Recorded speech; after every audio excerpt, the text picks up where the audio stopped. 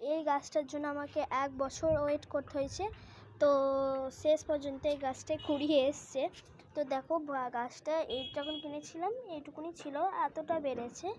তো ভালোই বেড়েছে অনেকটা। এই দেখো একটা জিনিস দেখাচ্ছি আপনাদের, এই দেখো দেখতে পেয়েছেন আপনারা কুড়িটা?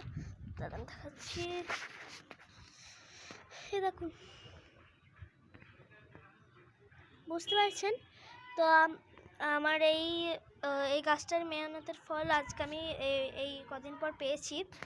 তো অবশ্যই ফুল আসলে আপনাদের দেখাবো, এটাতে ফুল ফুটলে অবশ্যই দেখাবো আপনাদের। তো এই গাছটা আপনারা বলেছেন আপনি গাছের গোড়ায় কী দেন, কী সার দেন। তো এটা আমি দেখো এই গাছে দেওয়া আছে, দেখো ডিমের খোলা দিই, চা পাতি দিই, দেখো চাপাতি দিই, তারপরে গাছ জোর হয়। আবার একদিন পেঁয়াজের খোলা ভিজানো পানি সেটাও দিই।